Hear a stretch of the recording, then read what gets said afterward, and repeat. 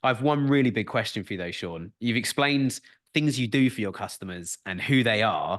My big question is how? How do you know who they are? How do you communicate with them? How do you learn about them? How do you find out? Do you study what they do? Do you study what they order? Do you talk to them? Do you meet up with them? Like, what does that whole bit look like? It's one of the Yeah. biggest things we get asked about in the podcast from you guys who are tuning in. Mhm. I don't know who I don't feel like I fully know who my customers are. I think I do, and Uh, that's the most dangerous place yeah. to be is I think I know. So how did you guys do it? Welcome to the Winning with Shopify podcast. This is the podcast to help you scale your Shopify store into a money-making machine. This episode is brought to you by OmniSend, trusted by more than 80,000 Shopify brands just like yours. Everything you need to scale your email marketing and ROI. Send emails, newsletters, and SMS. Build your email list with landing pages and pop-ups. One-click Shopify integration. Get 24/7 email and live chat support all with OmniSend. Now, over to your host, Nick Truman. Hi, everybody, and welcome to another episode of the Winning with Shopify podcast. For anyone that's not tuned in before, it's a pleasure to have you tuning in today. It absolutely touches my heart to see that you've clicked on the brightest, pinkest icon you've ever seen in your life on Apple iTunes.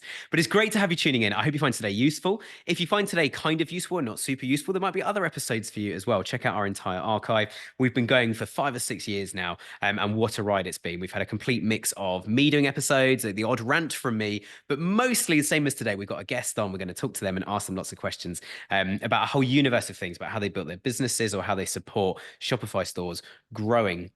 If you haven't already, go to winningwithshopify.com, sign up to our newsletter, and we'll make sure that you never miss an episode because you'll get an email from us every week. And also, we're launching some cool stuff soon as well. When I say cool stuff, I'm not allowed to tell you what it is, but we are going to be asking for your help in the next few weeks. So stay tuned for that because there's an opportunity to come and chat to me, chat to the team, and get involved in something so much bigger than just click and play on a podcast each week. Anyway, into today's episode. So I'm super excited to have an amazing guest with me. His name's Sean. He's the founder of Shock Surplus, and we're going to be talking to Sean about email and a whole range of other things and how he built an 8-figure business as well. So Sean, without further ado, welcome to the show. Hey, thanks for having me, Nick. Stoked to be here. Well, it's a pleasure to have you on. And for anyone that has tuned in before, you're going to know what my first question is going to be because I ask this every week to every single guest. Sean, tell us a bit about your background, about what your business does and how you got into running it in the first place. Oh man. So like people hear shock surplus and automotive, we sell automotive shock absorbers, extremely niche. We've been hyper niche focused way before all this niche talk that's happening in e-commerce the past like half decade. Mhm. But I got started way back when in like '07 with my stepdad, who's a total gearhead, old school guy, old school engineer, super smart guy, but just like most, I dare say the B word boomers, they just didn't have any tech knowledge whatsoever. So I started working with him and we started doing eBay and Amazon way back when, drop shipping in 2007, 2008, before like we even knew, well, a lot of people even knew what that was. So that really got my start in, all things e-commerce, the automotive business. And I got started with Shop Surplus because it's a highly technical product. You just see these tubes under the car and you're like, the different, all these different colors of different brands, like what do they do? It's a highly technical, it's a black box of information. And so I saw that and I saw, well, there's a lot of gatekeeping happening. No one knows what all these products do. They all talk and are advertised and marketed the same with the same language. And so I really got started out of a need to educate just the market as a whole. I found little niches of consumers and drivers that needed help specifically. We can get into that later, but I started from a perspective of like, no one's helping and educating at all, and the whole industry is just leaving it up to the brands to kind of give out information and educate, and they just weren't doing that. So yeah, going on 11 years now for Shock Surplus. Nice. There's a little bit more before that. In the automotive space, I built a brand and had to sell it in the first recession in '08, '09. So that was tough, but that has also put me on, I think the right path to, navigate the existing economy of challenges that a lot of people are seeing now. Yeah, absolutely. And I remember during the first, I'm a little bit older than I look. I remember during the first, I say the first recession of my life, which was 2008. Yeah. Well, certainly when I Yep. was old enough to be working and actually doing something. I remember back then there was a real feeling, certainly in the UK, that towards the end of that recession, it was only the strong businesses that were going to survive. And I remember the UK economy had this massive kind of boom afterwards. And actually, Hmm. that's where I left my a business I was working for, that we survived the kind of Hmm. crash, and we were almost kind of formed within it, really. I think we were quite new at that Hmm. time. But certainly I started my first business in that sort of boom where loads of the kind of SEO, PPC, really early day cowboys had all kind of Hmm. disappeared, which was really nice. So a lot of people when they were talking to me had loads of stories where they'd been burned. And we were like, look, we're free for the first month. And we don't do that anymore, unfortunately, everybody, but we just got cracking. We just got cracking and Yeah. started showing people a difference. We know what we're doing.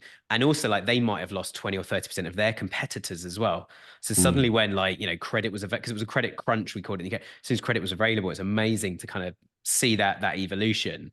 Yeah. But I mean, as you say, like, sad to have to let it go, but I'm sure you learned some valuable lessons you've kind of taken into sort of post 2008 and where you are today. Yep. Yeah. It's we as we were building the business through the mid-teens, Hmm. I was really telling my team, I'm like, we're in a really big boom, and it's fairly easy right now to build this business. Not I don't want to say like that, but Yeah. Yeah. we really didn't start scaling until 2019-ish. And then, our first really big year on Shopify was 2019, 2018, 2019. And then 2020 happened, right? Mm. And you never, when all the COVID stuff was going down, I was like, this is it. This is the apocalypse. And Yeah. you think everything is going to collapse, but our business, we exploded like a rocket Mm. ship, and nothing prepares you for that. So Yeah. yeah. Yeah, but good problems to have compared to trying to scale stuff down or let staff Yep. go or whatever. It's you'd much Yeah. rather have like too much demand than not enough. I always say, and Yep. maybe that's the sales guy in me just No, bursting to get yeah. out. Yep. What I love, two things that you just explained there that I think are really fascinating. Actually, one is you've highlighted the problem. So when you started this business, there was a problem that people didn't understand what it was. And I love the way you've used kind of black box. It was sort of like Mhm. everything's kind of in there and everyone's expecting the manufacturers to educate everyone. So Mhm. let's talk about that first then. So how did you guys then have to kind of build your web copy and literally build web pages and provide information to customers? Like what format did that actually appear in? How did it work? And if, I guess a bigger question is, was that the approach you took, or did you do something slightly different to kind of get going and get the first wave of customers in?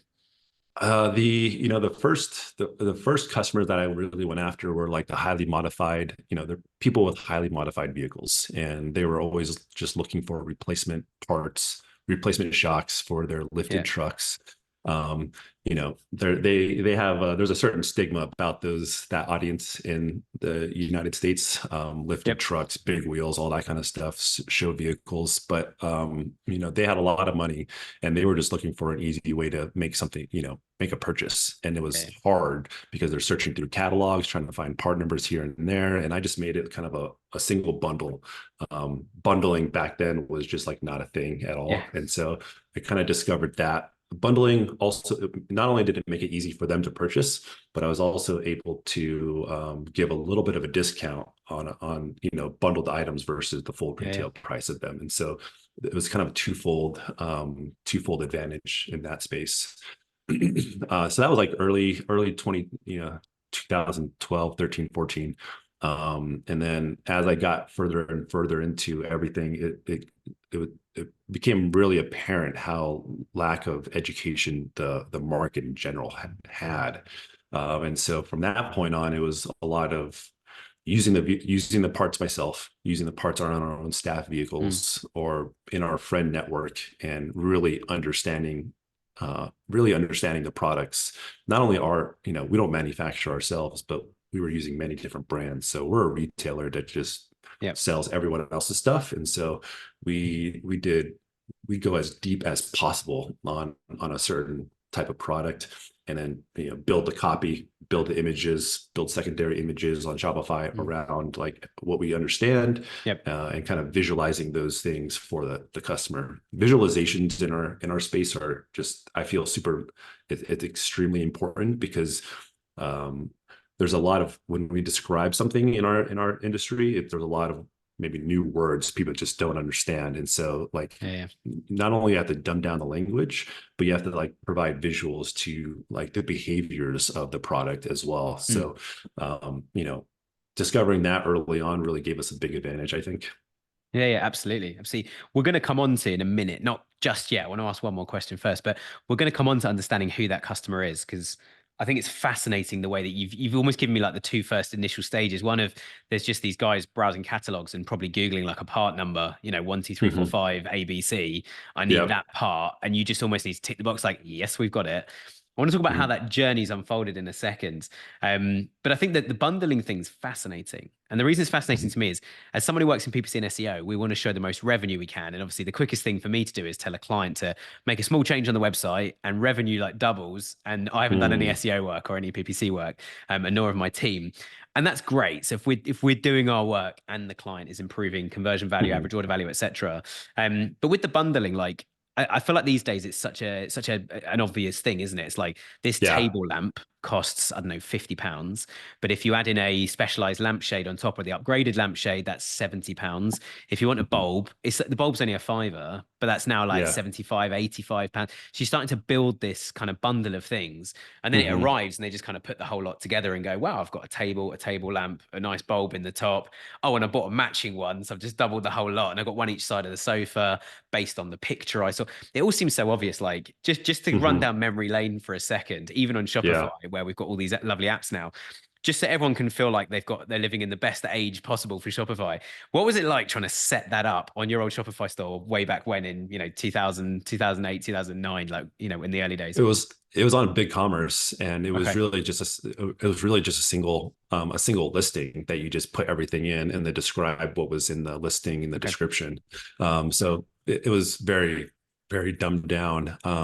Yeah, it's not like it is now, or in the new Shopify Winter editions, they're talking about like inherent bundling, Yeah, way yeah. more variations, a lot. They've really they're really stepping up their game in that regard. So hopefully I can trim one or two apps on our end when we kind of figure that out.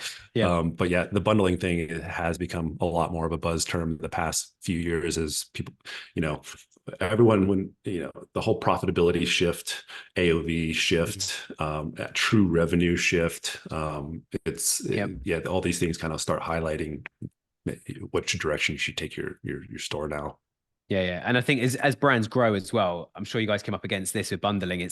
We've had clients before that have done that where they've just kind of like made their own image. It's one product, one SKU, Mhm. but you need to now tell the warehouse that when SKU 1, 2, 3, 4 comes Yeah. in, that's 7 products. They all need to go in the same box, the same customer. It's one order. And if Mhm. you don't tell the warehouse that, suddenly they're like, we don't know what that is. Like, refund order. And you're like, that's my biggest order. It's a whole bundle of Yeah. stuff and you've just refunded it or rejected it, or it's taken 2 days to ask, someone's asked someone who's asked someone who's gone, oh, I know what that Mhm. is. Someone in marketing told me at the coffee machine what that item is, which is a genuine thing one of our guests said about a year ago. So I think being able to like, yeah, when you order a bundled product, the warehouse Mhm. get a sort of, they don't need to know how much was spent. They just need to know it's these 6 or 7 items, put them all out in a single bundle. Yeah. Yeah, which is much Yeah, easier Our these days. our business is kind of built has started with that as like the baseline behavior. So everyone that has worked with us and started with us knows that like pretty much 99.9% of the stuff we sell is already bundled and Mm, yeah. is like that from the start. So, you know, all my guys, everyone knows that like most orders are going to have at least 4 parts to them, Yeah. all 4 corners of a vehicle. So if you see an order with like, Makes why is it sense. only 3 parts? Why is it only 1 part? Something's wrong here, and then you Mm, go down the rabbit hole of fixing stuff. So, yeah. it's been an inherent nature for us to start with bundling in mind. And so, yeah. I guess as well, if somebody orders less than 4, there's every reason why customer service might phone them up or send them an email and saying, are you sure you just want one? Because you've got 4 wheels. This isn't a pack of 4, it's a pack of one. Or you've ordered Yeah. 3 parts, but it's only going to support 1 wheel. So like, are you just replacing a kit you already bought of this? Or which is, I guess is a Mhm. really good value add of building that. And also, and bringing it on nicely is the thing I really want to talk about next as well is customers, is building that relationship Mhm. with customers and trying to understand who they are. So this might be like a 2-hour question. We'll trim it as much as we can, Yeah. but what's Yeah. what's your sort of, I want to use the word like evolution. What's your evolution of kind of customer knowledge, customer experience, customer relationship? What's that evolution look like from where you said you started, where it's like something's broken, I just need a spare part, how has that developed to where you guys are today? Yeah, but back when I started in 08, 09, we were selling highly modified, like um, very custom suspension. Guys lowering their vehicles, guys lifting their vehicles, and so just from that very moment, it was I was knowing that nothing. Um, I was still learning myself, and even me learning myself, selling the product, I was also still kind of, I want to say confused, but I knew I didn't know a lot. And so as before I even got started with Shock Surplus, I recognized the customers asking like, they don't even know what they want. They know what they see something out on the street and they're like, I want that, but they don't know how to get there. And, Yeah. and so there's so much of that happening now, even nowadays, where people just want the aesthetics of a modified vehicle. They don't really care what the performance looks like. And then there's the other end of the spectrum of like, people want pure performance and don't care about the aesthetics. They want to, the minutia of the product and the details is what's important to them. So we kind of address that range of buyer. Plus, we also address the range of, the guy that just went into their automotive repair shop and, hey, this quote was way too much. Let me go on the internet and see if I can find it for cheaper. And so we address such a huge range of buyer, but we don't top out at the professional racers. We don't really touch that level because we don't really have much value to provide them. Those guys just know more than me, and I'm okay to give up. I'm okay to give up that range of knowledge. And so discovering all this, more and more products enter the market, and so we really, the way I train my people and the way we start out is like just actually truly understanding, I want to say hydrodynamics, which is what shock absorbers really are, but we understand kind of the base behaviors of the different brands and how and that starts to just kind of play out across many different vehicles. So we sell for, thousands of vehicles, so many applications, 25 or 30 different brands. But once you have it's like math. Once you have the base behaviors of formulas and whatever, you just understand how a certain thing is going to apply to a certain vehicle. And so that's kind of how I really establish the baseline of my knowledge, and also train my people to understand the baseline of these products and their behaviors.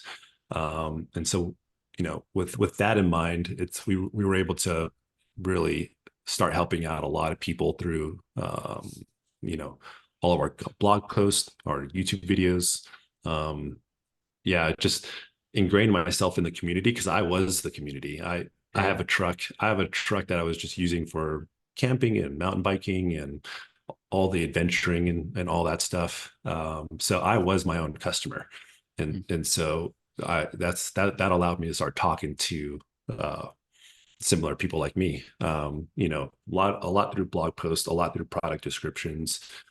Back to the bundling thing, when people are used to searching a part number that they think they need for their vehicle, our listing would come up and we'd have a description that was all handwritten by myself, or our team that, didn't match a manufacturer description or anyone else's description anywhere else. And so immediately we stand out like, oh, these guys are speaking from experience. And hey, what do you know? Google is now in 2023, 2024, finally rewarding experiential content. You're welcome. Yeah. Exactly. Yeah.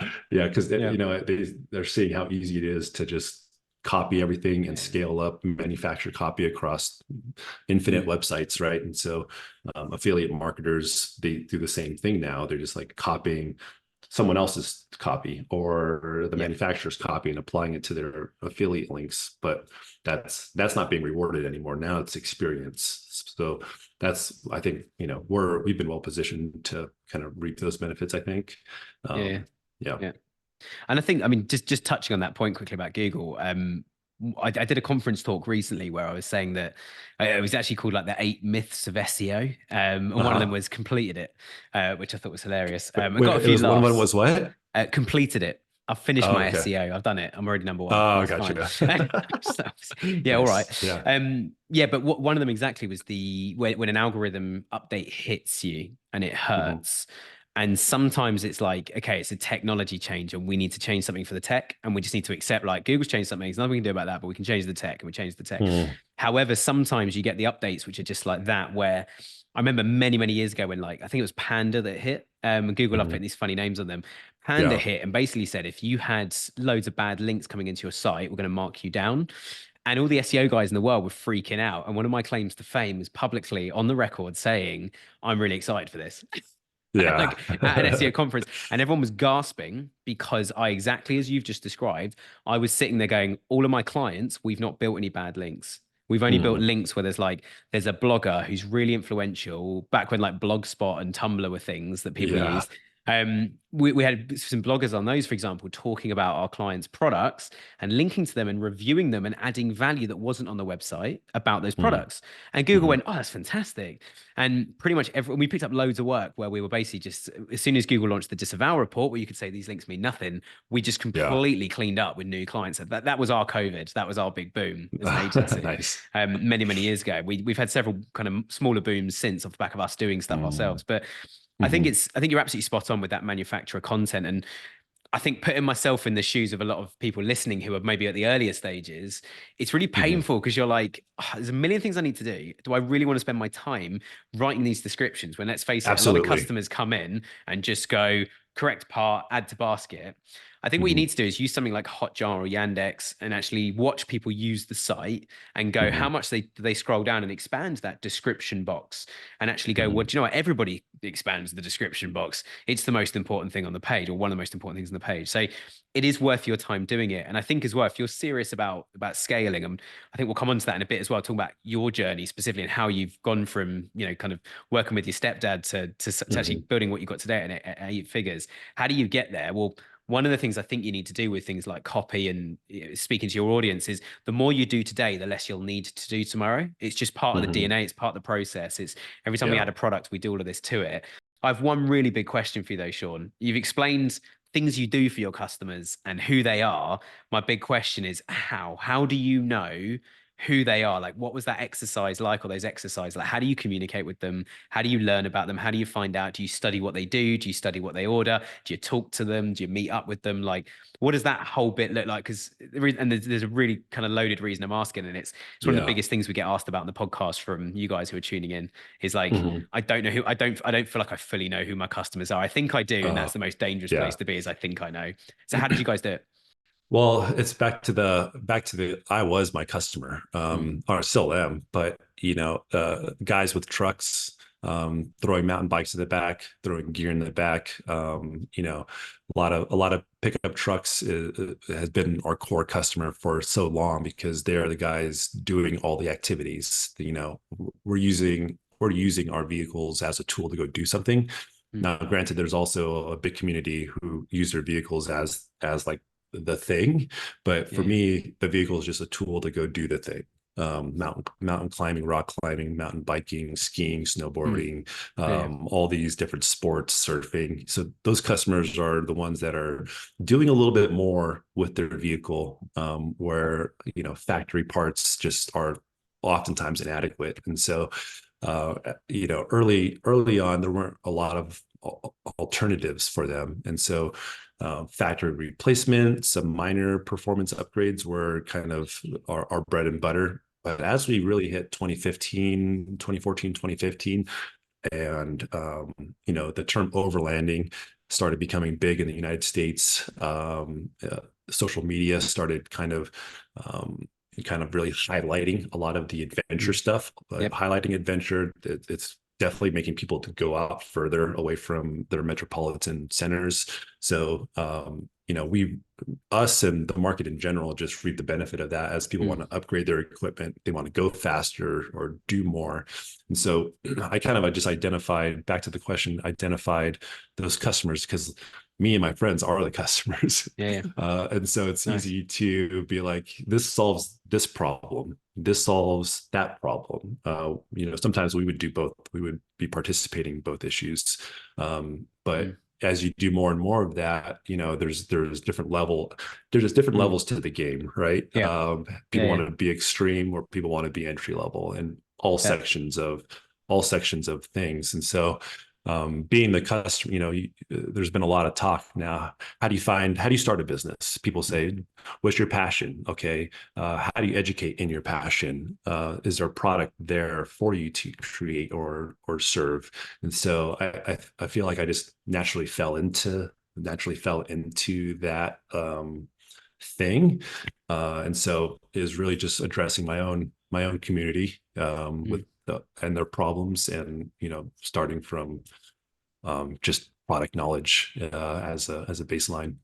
Nice, nice. And I just love this is one of my favorite things in marketing. And one of the reasons I've done this for like 15, 16 years now is I love how you've gone from shock absorbers, like literally, what was the name you gave me earlier? Yeah. Hydro, what's the full title? Like hydrodynamics. Yeah, Hydrodynamics. There we that's go. like the science. That's like the science of it. Yeah. Yeah, I mean, you've literally gone from that, which, like, let's face it, no one enjoys shock absorbers. It just as a Yeah. concept. I mean, Yeah. it improves the rides. It means you can put more in in the vehicle, and Hmm. they kind of look cool. But no one gets out of bed and is like shock absorbers. Yes, but you've coupled Yeah. that with all this the whole outdoor Hmm. life and the whole Hmm. realm of thing, which it just brings marketing to life. And I think the old Yeah. saying is like, features tell, benefits sell, and just everything Hmm. you've listed then is you've kind of you just keep jumping between the two, going like you need this part to enjoy this more, and like how amazing is Hmm. this, and you need this part, and it just links Yeah. together really nicely. And I think one of my biggest bugbearers, and there's a few of my clients at the moment we're having this conversation. So if you're listening, listen to Sean. Sean knows what he's doing, and this is where we want to get you guys to. They're Yeah. sitting there going, it's just, it's just furniture, or it's just whatever. It's just a product. That's Uh-huh. all it is. And it's like, not to your customers. It's not to your customers. It's Yeah. so much more than that. It's an Yeah. enablement to do the thing they want to do. And so, yeah, Yeah. absolutely love that. And you're absolutely right with social media and the growth of Instagram and now Hmm. TikTok. And also, if you look at the way people like consume stuff on television now, it's Hmm. YouTube and it's Netflix and it's Disney. It's not Hmm. like it used to be, which was like, I don't know how many channels. I mean, you guys had cable, I think, earlier than us, as you guys call Yeah. it. And we had 5 channels. I remember when the fourth channel and the fifth channel came out in the UK, and we were like, what is this? It's too much Yeah. choice. Now you've got like, now you can watch whatever you want in the whole archive of history for less Yeah. than like what, $4. You can basically watch Yeah. anything you want. Pretty much. And yeah, you can rent stuff, borrow stuff. Like no one has a DVD player anymore. Hmm. But the fact that people are consuming so much content, and Yep. even the other night, my wife said to me, "What do you want to do tonight?" And I was like, "I want to learn more about Greenland." And she was like, "What?" And I was like, "I just want to." So I went on YouTube and I just searched facts about Greenland and just sat in front of my Yeah. telly watching them. And then, There's some good, yeah, and she asked me, "What did you learn?" I was like, Fascinating." But even throughout yeah. that, some of the ads I was being served, there were some obvious ones like tourism, go to Mm. Iceland, go to Greenland, go to Hmm. Finland, all these similar countries. But there were also products. There was like a really cool backpack that, I was like, that's a Yeah. cool backpack. And I was like, I mean, Yeah. I'm going to put a laptop in it and then put the backpack in my car and drive to the office and back every day. That's what my backpack's really for. Yeah. But Yeah. here's me thinking about, exploring the mountains, which I do also Hmm. love doing in my spare time. So yeah, I Yep. love the fact that you guys have kind of coupled all of that together. And okay, so we got to 2015 when you said kind of all of that started to boom and you could play much more on that. But 2019 Hmm. is when you really started to scale. So I think the biggest question, if I ask the audience right now, and obviously it's pre-recorded, so there is no audience yet. Yeah. But if I ask you right now, I'm sure the biggest thing they're going to say is like, all right, Sean, I've got a business that's doing, I don't know, a few thousand a month, some doing, a few 100,000 a month. How do I break through that? How do I get out of my day job and run my Shopify store properly and do it as a full-time business? How do I get to 8 figures? Like, what are some of the key bits you've been through to make it? Yeah, the first real breakthrough was understanding. I was doing Google AdWords. I started that like in 2015 on my BigCommerce site, Mm, and I really effed up because I didn't do the math early enough. We right, were crushing it on Google AdWords in the early days, and so I thought we were doing okay. I decided right. to let's do a customized web store to build out my vision. That after spending about $100,000 trying Mm, to get a custom solution built, it failed, and we pulled the plug after 16, 18 months.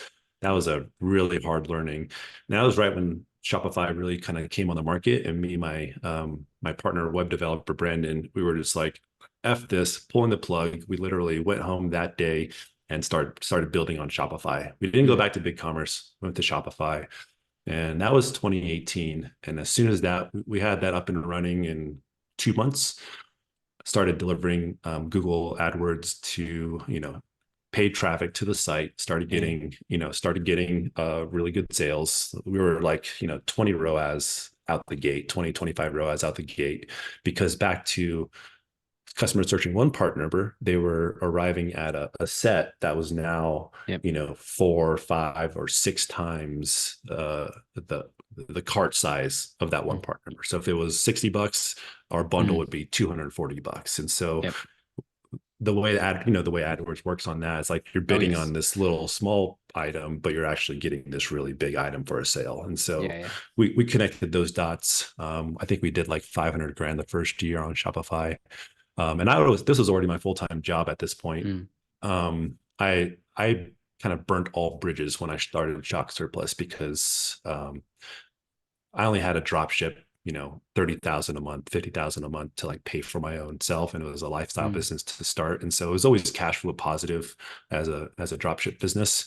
When I started hiring customer service agents in 15, 16, 17 is when I started really connecting the dots of like how much we could really grow, matching the team up to that, the data and all that stuff. But AdWords is really where we started.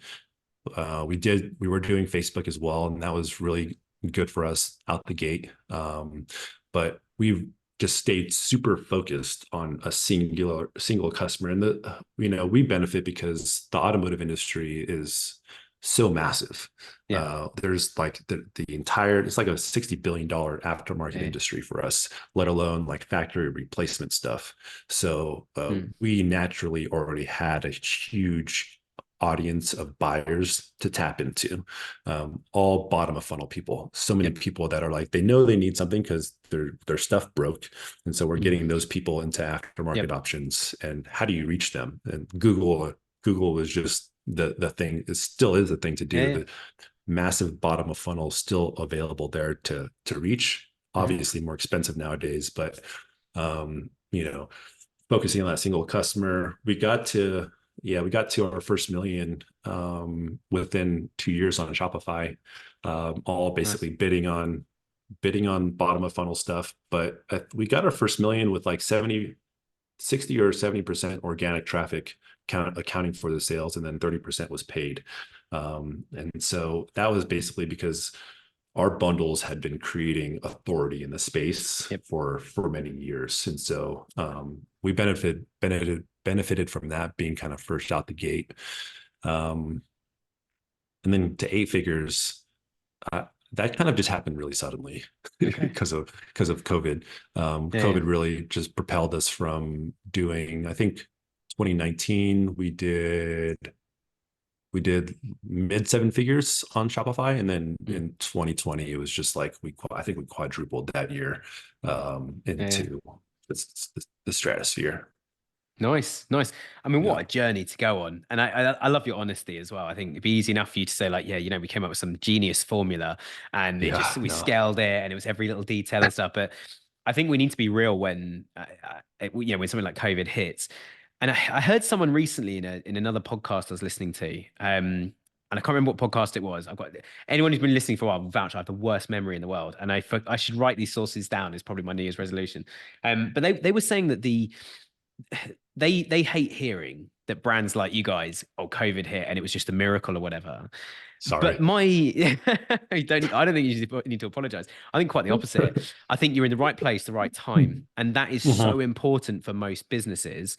Like, I mean, you must have heard the story about Gorilla Glass and the iPhone. And it was like someone developed this really strong glass to which everybody just sat in a drawer because everyone was like, when are you ever going to need glass that strong? Like, if you need something stronger, just don't make it out of glass. Like, it's quite simple. Make it out of concrete or, metal or something, or make it hollow because of the properties of, a hollow material can hold more weight. So there's all of this. And then suddenly someone knocked on the door and was like, we need a phone that can go in everyone's pocket that won't break every time you drop it. Only most times with the earlier iPhones. I got through quite a few myself. There's always that moment when you drop it and you can just see the back of it and you're like, no. And then you pick it up and you're like, it's happened. thank the Lord for insurance. We have insurance now. But I think it's that kind of right place, right time. Someone invented that, and the guy who invented it, I think, had passed away when it actually became mass market, and pretty much all of us have it in our pockets right now. Or sitting on our Yeah. desks. And so I think Yeah. right place, right time is amazing. And I love your humility actually just to go, do you know what? We were already doing amazing and we'd set everything up. We just needed a boom of like all the shops are shut. And I Yeah. guess bringing it on to what we're talking about this month as well, then with email. So you've been on that journey. How much does email play a part in all of that? Like, I guess you're almost waiting for their parts to break again before they need another one. What do you guys That, do with your email strategy, like between orders and to try and keep growing things? yeah. Before I get into email, back to Mm. the right place, right time, Yeah, yeah, and please. kind of COVID and just being a retail in general, like Mm. having to, Amazon has trained all of us to be like knowing, it's in stock and I'm going to get it at this point. Yep. I built our system to deliver that experience as well, as far as being in stock. Yeah. Um, and when COVID happened, everyone was looking for stuff that was in stock. And so Mm. we also benefited from that being ahead of the curve there of Nice. Yeah, yeah. inventory clarity and delivery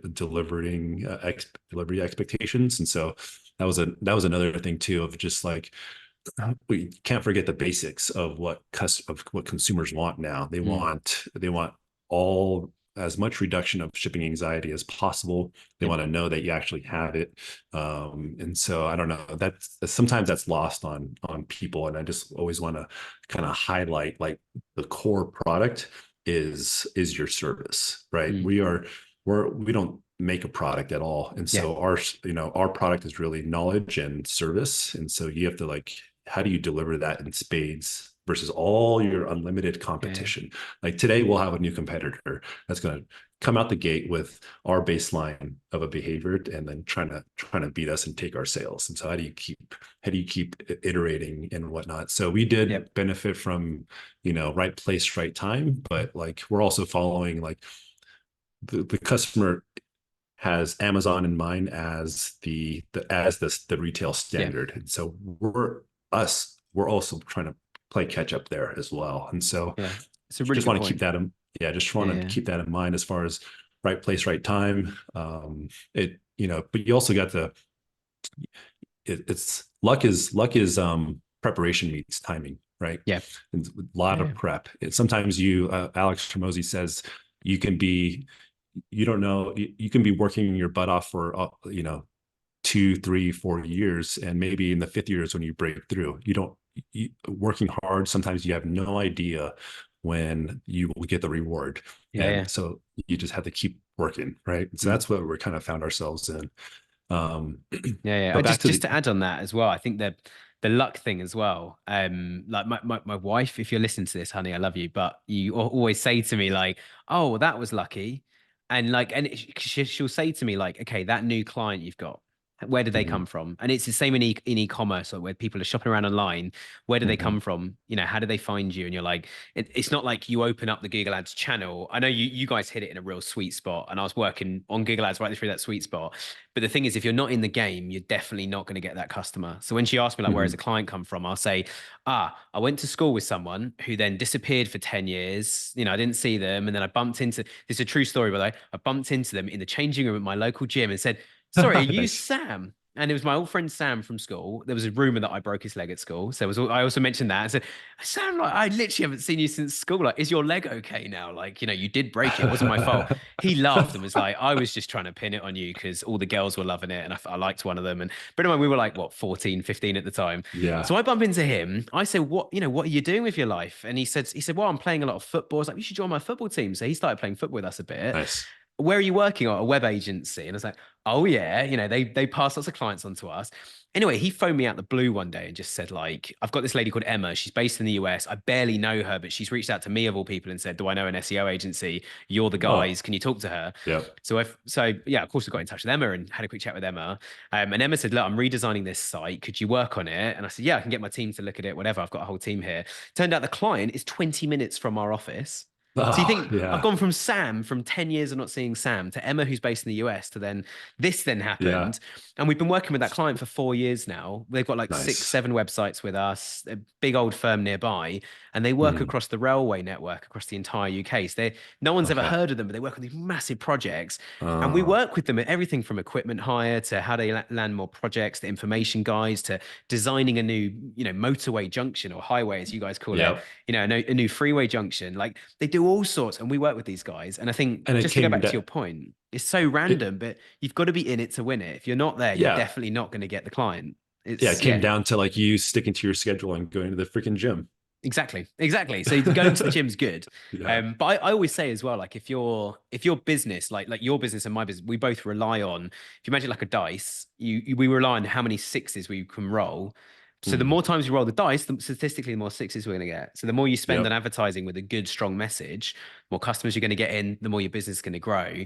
So then when Mhm. COVID hit, I hear what you're saying about like, it's right place, right time, market fit, et cetera, et cetera. But actually, Mhm. if you hadn't done all the things you'd done, then in that fifth year you described of like you didn't know who, that hypothetical someone made it in the fifth year, you don't know Yeah. if you've not been doing it for the 5 years, you're definitely not going to succeed.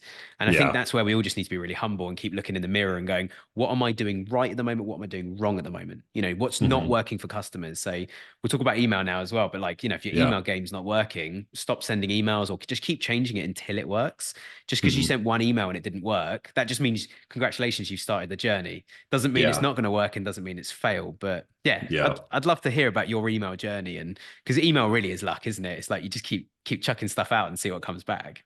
It kind of is. Yeah. Yeah, we've been with Klaviyo for a few years now, and the first year out, recognizing what flows were, I like Mm. immediately just clicked. I was like, oh, I know exactly how to use this, and so we just started delivering a welcome flow based on a discount sign up. Mm. Our AOV is just really big. It's like $600. And so I Nice. knew, or back then it was like $500. But back then I knew that like, a certain amount of margin on a $500 AOV, I can give away XYZ as a acquisition cost. Yeah. And so usually that's like 20 or 30 or $50. And so, $10, $15 for an email sign up was just like a sweet spot for a lot of our audience. And so we were doing that, and we have a lot of just blog content in general. We have YouTube videos that we started doing in 2019. And so we have a lot of organic content. And so my idea was like, I'm going to deliver all Mm. the education I can in an email drip system. So Yeah. basically 5 different emails, 2 educational articles each, plus maybe a YouTube video sprinkled here and there, maybe a discount code. We never really discounted up at the beginning at all Mm. because I was at the perspective like none of my competitors are doing what we're doing, Yeah. and so I'm gonna people can price shop, and maybe we aren't the cheapest despite our name. I'm going to get the customer that appreciates our service, appreciates our education, and is going to buy with us based on that. I don't want the price shopper because Yeah. their return rate is like 2 or 3 times. Yeah. They got no Um, loyalty. exactly. Yeah. Yeah. And so when I started seeing that those emails started producing pretty well, it was just one real flow. I was just kind of proving it out. And then Mm. from there on, I went to go hire an agency called Flowium. And I was like, I've already built this flow, but I need this flow done for this Mm. segment, this segment, this segment, this segment. And then we need exit intents for this brand, this brand, this brand. Yeah. And so I hired an agency that really built it out for us after year one. And then year two, we did about 15% of our revenue through email. And then last year was year three of email. And I think we topped out at about 32% in around Black Friday. But I want to get your feedback on Mm. this. We just recently changed our Klaviyo attribution model from Mm. view from 5-day view through to last click. And naturally it tanked all of the numbers. But I'm trying to get a lot tighter on attribution and how much, different efforts are really Yeah. contributing to converting that customer. Have you guys seen much on, or Yeah. do you understand? It's an I know absolute most. rabbit hole. Yeah, Yeah, I know is the most people short are answer. just stick with the standard attribution in Klaviyo, Mm, which is the view through, the 5-day view through, and that yeah. naturally gives massive amount of revenue because Yeah. we know our buyer behavior. But the last click Mm. we've changed to try to get tighter. But our email agency is like they don't have any of the clients doing this, and naturally our numbers look terrible now. But I Well, of don't. course they I'm don't if the it's numbers a look it's a terrible. yeah yeah. Yeah. But So that, I mean, it's bigger than email, obviously, because if you yep. switch it to last click, all you've learned from doing that with your statistics, it doesn't always go that way. Probably 80-90% of the time it goes that it drops if it's on last click. It just means Mhm, customers aren't using email as the last port of contact. Email's the mhm, thing that nudged them. And they went, oh, I yep. should buy from these guys. And annoyingly, and this is the worst thing in any report, and it's true, so you can't argue with it, but it's annoying, is in GA4 or Shopify, it just says like all your sales direct. And you're like, Mm, all right, I'll yeah. turn off all my marketing I've ever done Yep. then. There's no point having any of it because Direct's done all of it. And then what happens? Direct Yeah. dies. And Direct, Yeah. for anyone who's listening to this, is like, what the heck's that? Direct is where someone types in like yourwebsite.com, comes straight in. Hmm. Nothing's sent Yep. them there, which is why it doesn't come under any other channels. Oh, I Yeah, have one thing to go add on. is the going from 7 figures to 8 figures, or even 6 figures to Mm, 7 figures is back when we were doing in 2015, 16, it's like it can't be applied nowadays because the whole attribution situation yeah, is yeah, such a black box. So we've been using kind of a blended ROAS, and because our buying cycle for our $1,000 products, $2,000 it's not going to products be are, one day, is it? yeah, it's six, sometimes it's 3 months, 6 months, a year. And Yeah, yeah. so, uh, looking at your advertising spend, all of Mm, it over, depending on how big your item is, mm, extend it out to 2 months, extend it out to 3 months or 6 months, to understand I look at yeah, it as a average cost per sale. yeah. You're It's advertising against scary, this isn't it? brand. You do Yeah. something today and it's going to be like 9 months before we fully understood like the full impact of what it's going to do. Yep. Yeah, we have a client in your space we work with, and the frustrating thing is, luckily their window is no more than about a month. But Mhm. we finished January and we're like, oh my gosh, they're bankrupt. We have that response on the first of every month. And what Yeah. Google Ads does, which is nice, is if you get a sale, like say I got a sale today, it's the middle of February right now, got a sale today, but they first clicked in January, and today's journey on the site was like 2 minutes to basically put their card information in and click pay.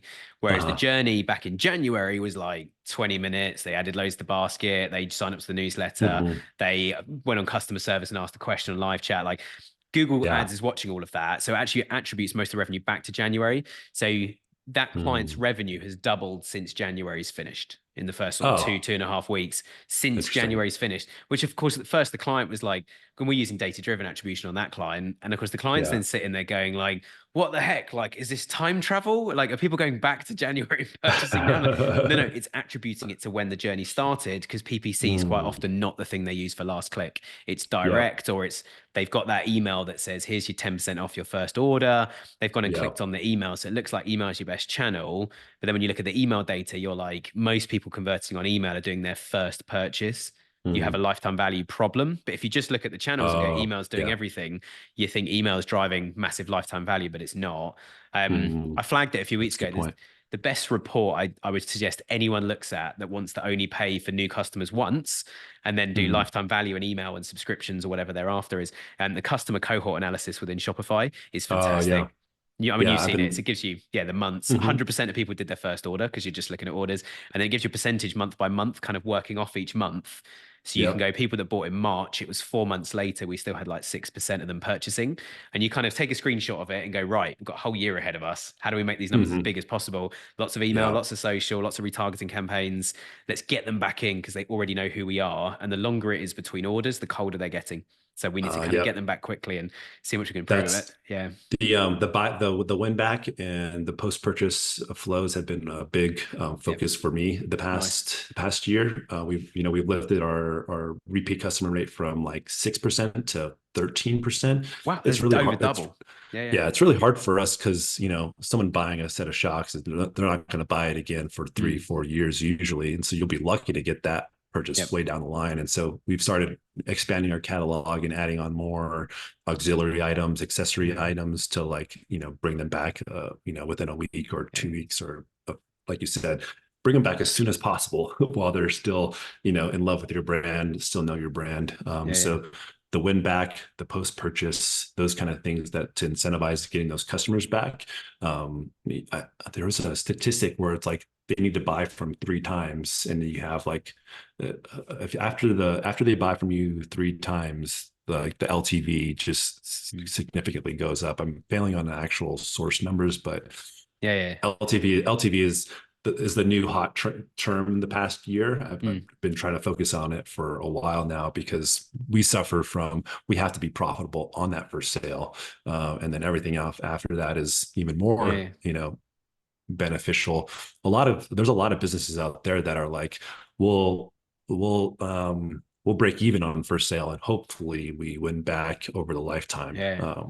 We or make a loss. Ourselves. A lot of subscription businesses, it's like month 4 they aim to make profit. And I know I'm the guy that's convinced some of them to do it when I've looked at the numbers and said, most people stay with you for well over a year on a subscription. It's like 98% of them are still here a year later. Especially we work a little bit in the insurance space, which is not so much e-commerce, it's more lead gen, but certainly in that, we sort of say, what's the average lifetime value of a customer? And they say, well, probably about 5+ years, or in 5 years, we've still got 98% of those people that have taken out a car policy or something with us, which is fantastic. So then it's like, well, let's factor that into our ROI. We can now, going back to you were saying about being competitive and new competitors coming in, we can outrun them. We can outbid them on Google Ads because we can say, actually, we're going to pay twice as much to get each new customer in. We're going to actively do that, which sounds like a bad business decision, but in the long run, we're playing a 20-year game here. Really profitable.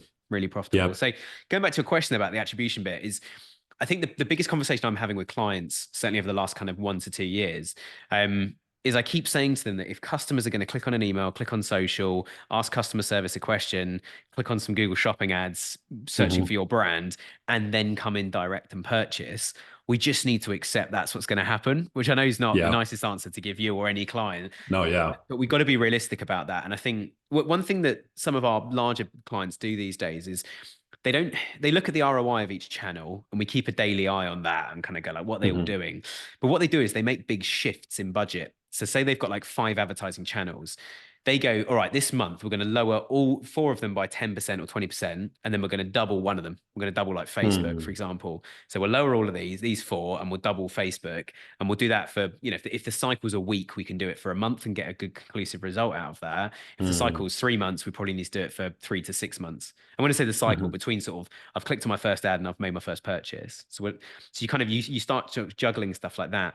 But again, I think the longer you're in business and the more that you're learning about customers, the more that you're working with customers. I mean, you guys have been doing this for decades now. When you look back, you've got to play the long game now, which is actually we're moving a big ship. So we're going to make a drastic change overnight, but we're going to leave it for like 3 or 4 months to see what happens.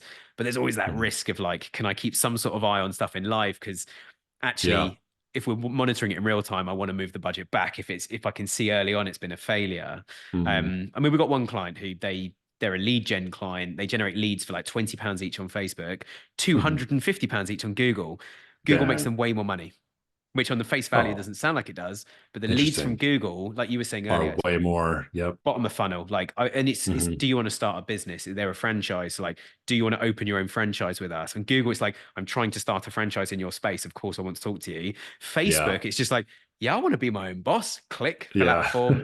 So the Facebook leads, they try and qualify them very quickly. We actually have 2 completely separate flows in the CRM where the Facebook one's pretty automatic. It sends you like 4 or 5 emails before you talk to a human, but you don't know that. It's all kind of AI and personalized stuff. But the Google one, as soon as one of them comes in, straight on the phone, like within a minute, we phone you up. It's like, hey, come to one of our discovery days. We run them every 2 weeks. Which one do you want to come to? It's free lunch, and we'll do one near where you're based. and we'll come to you, because they know they're going Yeah. to be really keen. Whereas Facebook, they've got to qualify them first. So it is a challenge. Like I've seen Meta ads and Klaviyo and other email platforms like Omnisend, Seguno, Mhm. all these guys. I've seen all of them report more revenue than Shopify is telling me at times. And Yeah. you're like, okay, I get it. I get it. Like you might have been involved in all of that revenue, but it's not happened in that same month time frame you're telling me. Yeah. The problem with last click, yeah, is you're now only going like, okay, they clicked on SEO last click or PPC or email or something. Mhm. So the whole journey before that, I need to keep all those channels on to have got this order, but I also need to be Mhm. profitable in this. But I also need to see Yeah. true ROAS from Klaviyo. I think there's some really good tools out there. Like we've been playing a lot, and I'll shout them out at Triple Whale.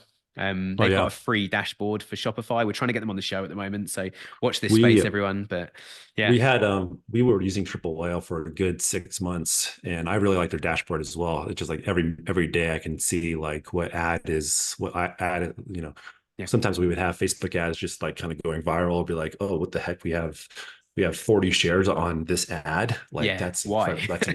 Exactly. And so I Yeah. dig into that. I really like Triple Whale's dashboard, and we tried to, after them, we tried to go to Segment Stream, and that didn't prove to be very beneficial for us at all. We stopped with them, and so right now we're in a holding period, deciding where to go next. But I always think back, like I missed the Triple Whale Yeah, it's not dashboard. cheap though. That's the thing.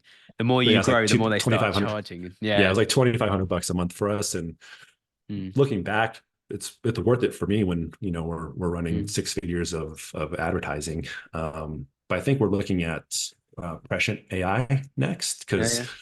back to the customer journey, Yep. we get it. We have so much organic email overlay, Facebook comments, all sorts of. We play in almost all spaces, including TikTok now, and so Yeah.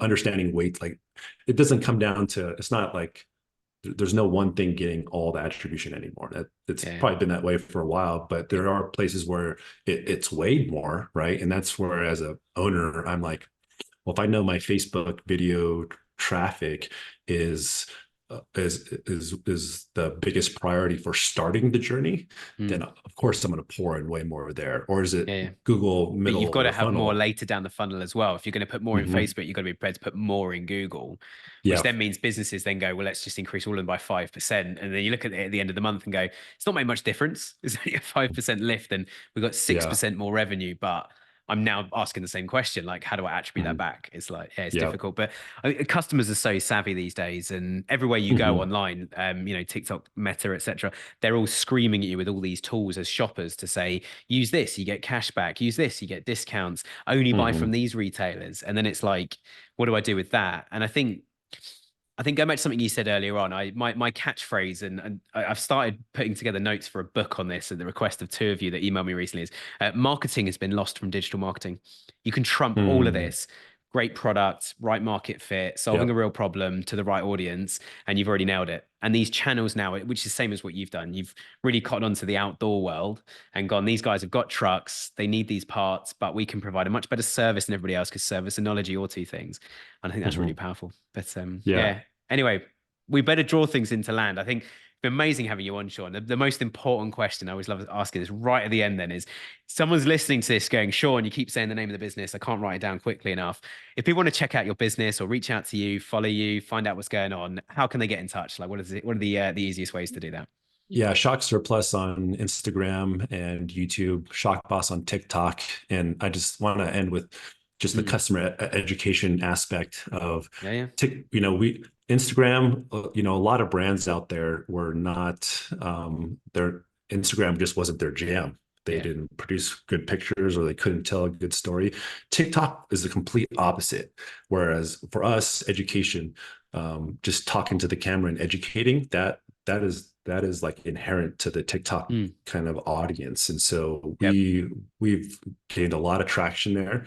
And then what happened? Instagram copied TikTok. And so now our education is working really well on Instagram, where it didn't work at all.